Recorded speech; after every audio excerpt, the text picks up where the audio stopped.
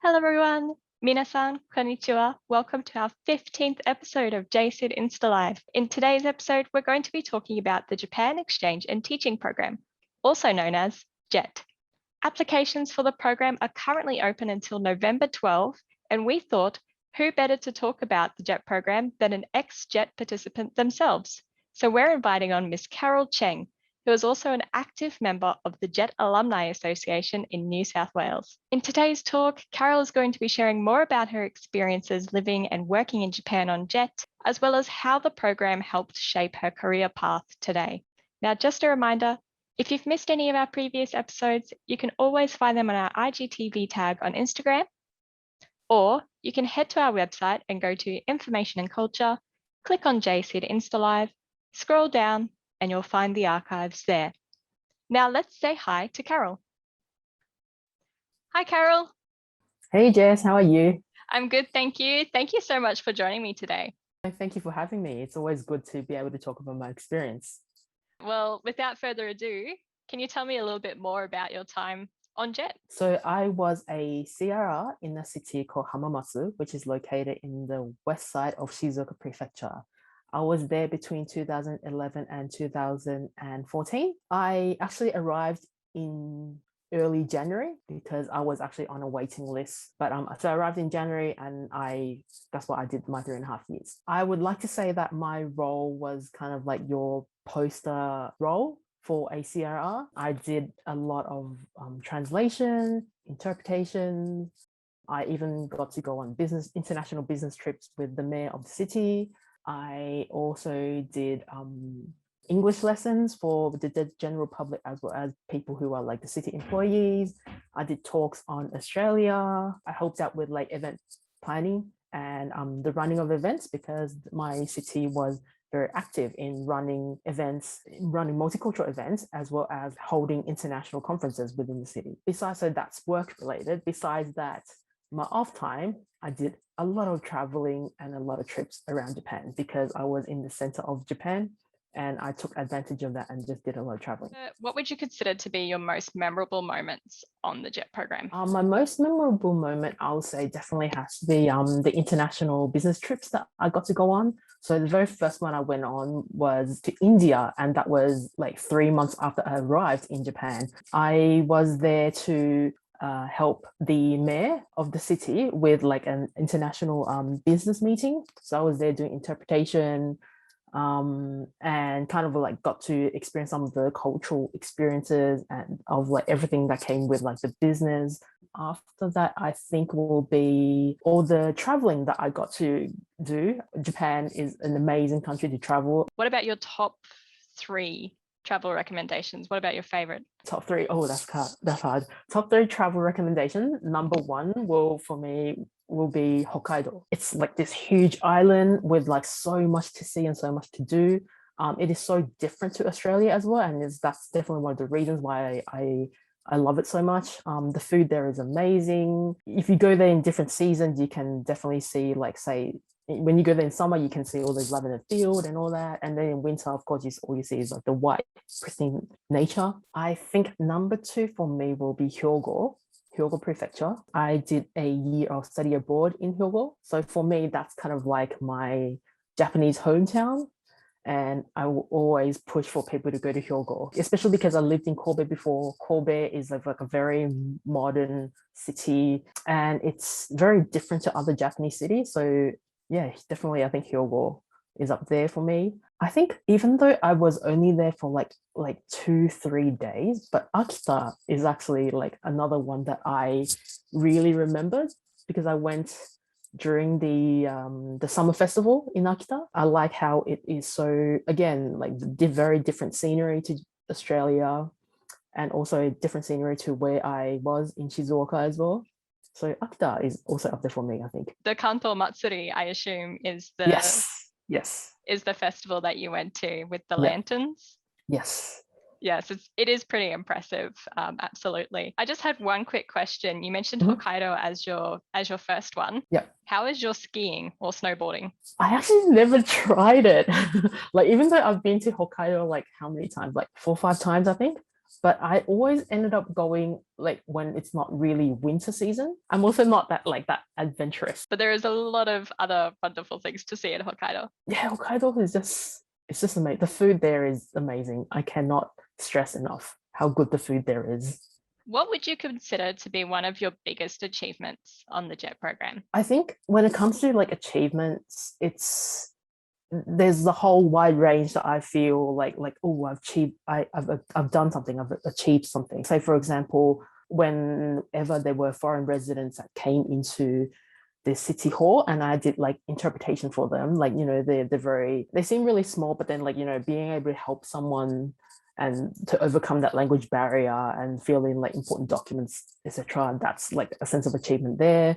Also, sometimes when I was like walking around the city, I'll see like billboards and signs that I actually translated that, and I can actually see the actual thing there. I think for me personally will be to demonstrate that how multicultural Australia is.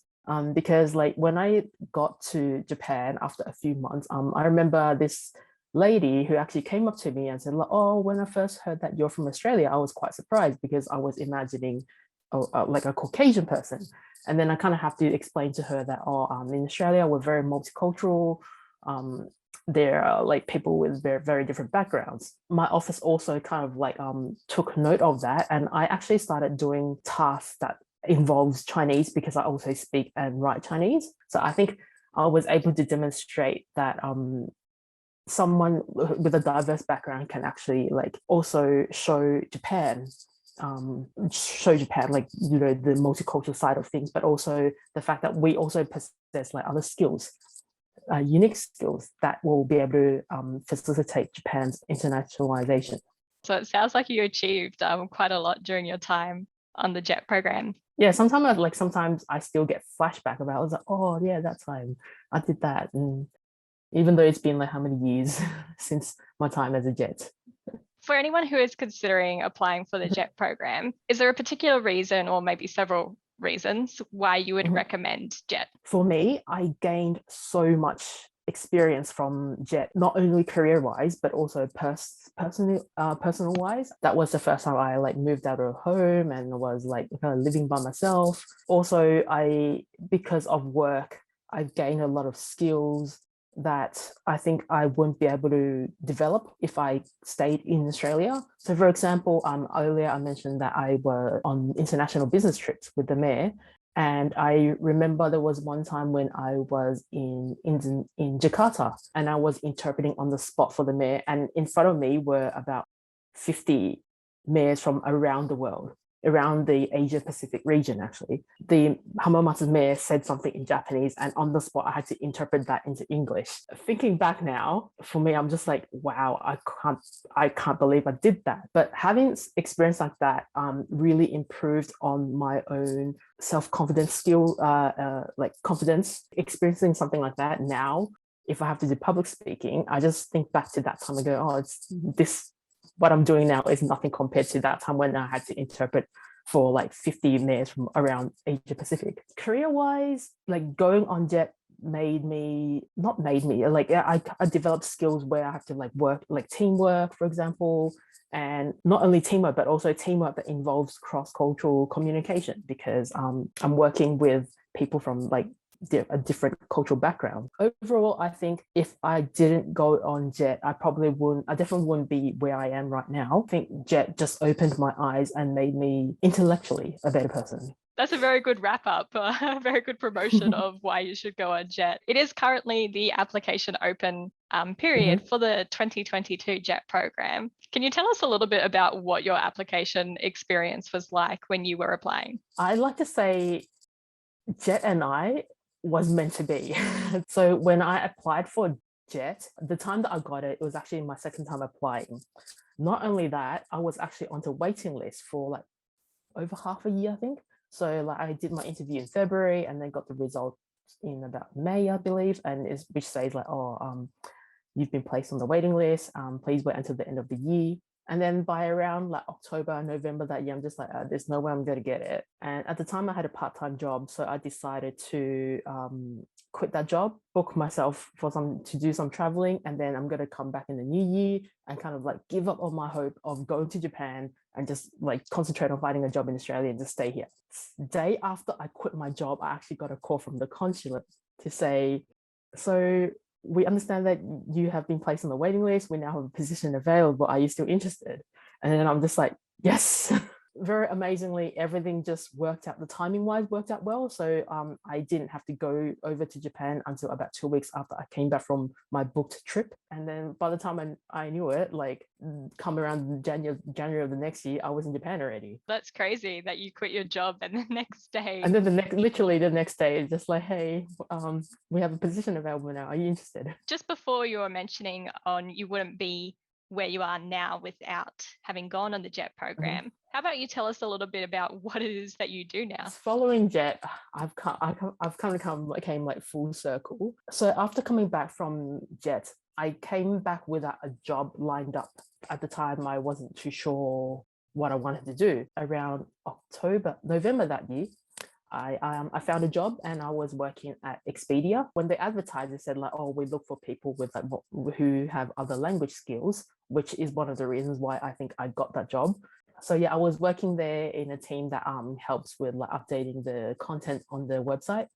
And I didn't really use my Japanese skills that much. After that, I've kind of decided to have a bit of a career change. And so that I was looking. And then I found a job that with a very interesting description in the ad that says like JET program returnees are strongly encouraged to apply. I applied and it turns out it was Claire, the organization that runs the JET program.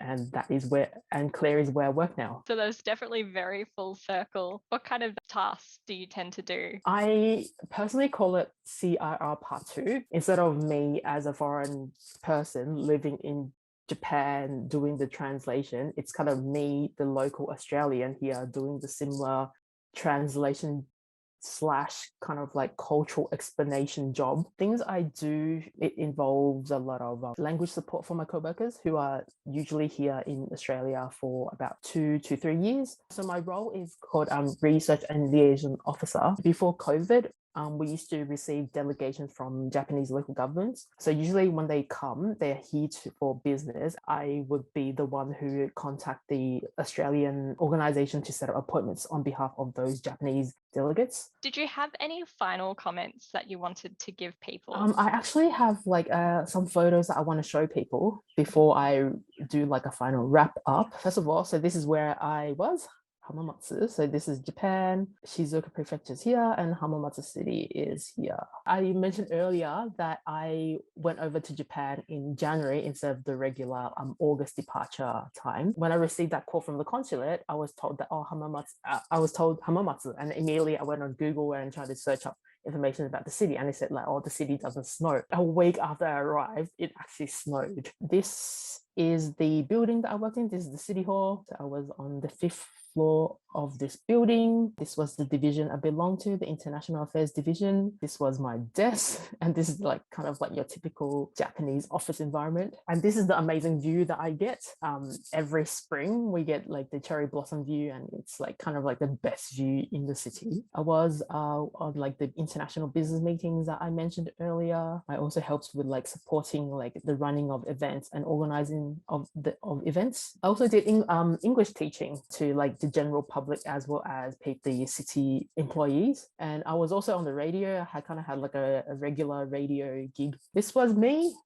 So I actually got to become the city's mascot for an ad that we were shooting. Hamamatsu is actually has like a large Brazilian population. So every year my division actually had to organize the Samba Festival. So here's actually my kind of like the score that I got with my travels. I'm just hoping to be able to go back and like fill in these white gaps here. Here are photos from my travels. So like Hokkaido. This was actually the most northern point of Japan, which is in Hokkaido. And this is the most southern train station of Japan in Kyushu. This is again in Hokkaido. It's like a UNESCO heritage. Here is a photo of the farewell that people at work did for me when I left. This is actually a photo from when I visited Hamamatsu again 3 years ago.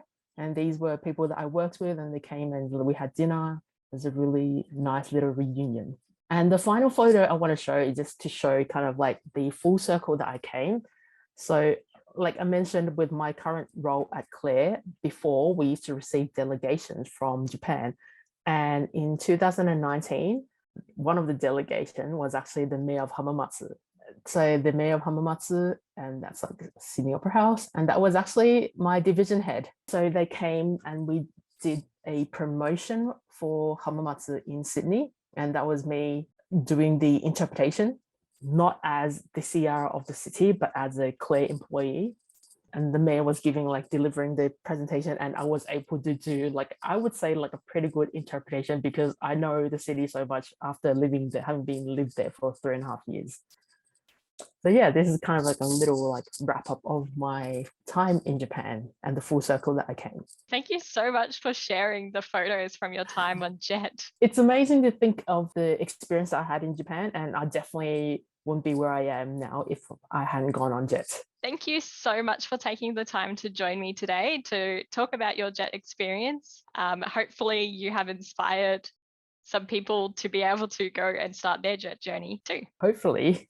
Right. Did you have any final advice for people before? So final advice, I think, will be very open to opportunities. When I was a CRR, I was very open to kind of going above and beyond what was required. I think my co-workers picked that up. And so then towards the end of my time there, they were very willing to trust and delegate tasks to me. I know for some people, they might think, oh, but that's not part of your role. But I think by them assigning you tasks and stuff, that's a learning process for you. And it allows you to kind of further develop your cultural understanding and your language skills. So I think being open and being willing to go above and beyond are very important in kind of building your own career within this Japan space. Excellent advice there, Carol. Once again, thank you so much for joining. Like I said, it's always lovely to be able to talk about my experience. After hearing about Carol's wonderful experience, if you're interested in applying for the JET program or joining us for a virtual information session face-to-face, you can find all the necessary information on our website by going to Education and then clicking on Information Sessions. Thank you for watching, everyone. We hope you enjoyed and look forward to our next J-Syd InstaLive.